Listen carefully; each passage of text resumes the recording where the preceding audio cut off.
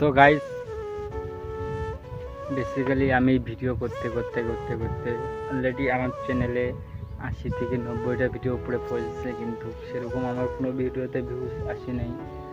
আর basically আমি ভেবেছিলাম যে ইউটিউব থেকে কিছু হবে, কিন্তু আমি বলছিলাম যে ইউটিউব থেকে কোনো কিছু হবে না, কারণ ইউটিউবে জানতাম না যে ছোট ক্রিয়েটার, যে মানে ছোট যে ইউটিউবার আছে তাদেরকে সাপোর্ট করে না, যারা বড় বড় ইউটিউবার তাদেরকে সাপোর্ট করে। তো আমার দ্বারা ইউটিউবার হবে না, কারণ বেসিক্যালি ইউটিউব করতে তো অনেক দিন, প্রায় 1 বছর আমি ইউটিউবে কাজ করলাম, ঠিক আছে, সেরকম তো কোনো সাকসেস তো পাইনি।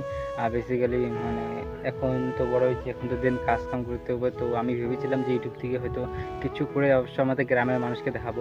গাইজ, তোমাদেরকে একটা কথা বলি, সিরিয়াস সত্যি কথা, জানো না, আমি যেভাবে ভিডিও করি না, গ্রামের লোক দেখে বলে যে সত্যি পাগল টাগল হয়ে গেছে, যে মোবাইলের মধ্যে কী ভুলভাল বলতেছে। সত্যি হয়তো যারা ছোট থেকে বড় ক্রিয়েটার হয়েছে তারাই এই সিচুয়েশনে পড়ছে, যে একটা ছোট ক্রিয়েটার মানে বড় হওয়ার জন্য কত মেহনত করতে, কত স্ট্রাগল করতে হয়। গাইজ, তোমরা কাউ বিশ্বাস করবে না গাইজ, আমি যে ভিডিও আপলোড করি না, তাও আমার থেকে কিন্তু ঠিকমতো ইন্টারনেট পায় না। আমাকে 2 কিলোমিটার দেন সাইকেল চলে গিয়ে তারপর ভিডিও আপলোড করতে হয়, দেন আমাকে 2 কিলোমিটার দূরে আসে ভিডিও শ্যুট করতে হয়।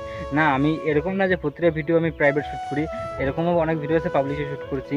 তো গাইজ, পাবলিকে শ্যুট করে কী লাভ? তোমরা যদি ভিউসের জন্য না, তো আমার চ্যানেলটা যদি ভিজিটই না করো, আমার চ্যানেলের জন্য সাবস্ক্রাইবের জন্য আসে, লাইকের জন্য আসে, অত মেহনত করি কিসের জন্য? এই একটা লাইক, একটা সাবস্ক্রাইব, এটার জন্যই তো নাকি? আর বেসিক্যালি গাইজ, মানে পাড়ার লোকরা তো অনেক কুকটে কথা বলবে, আমি ওদের কথা মাইন্ড করি না, ঠিক আছে। তাও আমি রেগুলারলি ব্লগ, মানে প্রতিদিন আমি ব্লগ আপলোড করি, দেন আমি কোনোদিনও হাল ছাড়ি না যে আমি ইউটিউব ছেড়ে দেবো। এটাও আমি কাজ করতে এসেছি গাইজ, এক বছর ধরে কাজ করতে এসেছি। মানে মাঝখানে কিছুদিন ভিডিও বন্ধ ছিল, আমার ফোনটা খারাপ হয়েছে, দেন একটা নতুন ফোন কিনছিলাম বলে আমার কাছে তো টাকা নেই, 7,000 টাকা দিয়ে একটা ফোন কিনছিলাম, দেন এখন এটা দিয়ে ভিডিও শ্যুট করতেছি গাইজ। আর কি বলবো গাইজ, এত স্ট্রাগল করতে হয় একটা ছোটো ক্রিয়েটারকে।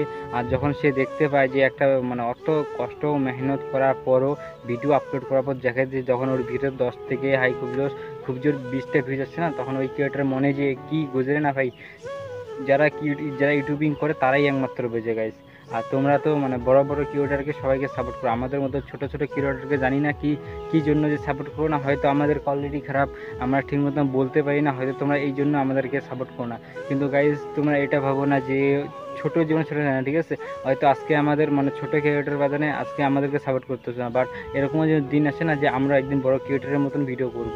তো গাইজ, আর কি বলবো, মানে বলার ভাষাই নেই আমার কাছে কোনো কিছু, মানে আর কি বলবো। তোমাদের তো কিছু করার নেই, কারণ তোমরা বড় বড় ক্রিয়েটারকে সাপোর্ট করে, আমাদের মতো গরিব ক্রিয়েটারকে সাপোর্ট করে, তো আর কি দেখাবে, এই তিস্তার এগুলোই দেখাবে, আর কি দেখাবে, গরিব খ্যাত ত্যাত এগুলোই তো দেখাবে আর কি, না এই জন্যই তো তোমরা কি সাপোর্ট করতে চাও না।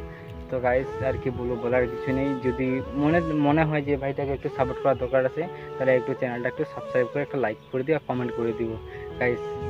একটু তোমরা সাপোর্ট করে দেখো। আমিও ওই যে উজ্জ্বলদা একটা গানে বলছে না যে দুনিয়া কাঁপাবো, আমি পুরো দুনিয়া কাঁপাবো আমিও। তো গাইজ, একটু একটু সাপোর্ট ভাই, একটু সাপোর্ট, তোমার ভালোবাসা একটু চাই। তো প্লিজ একটু আমাকে সাপোর্ট করো।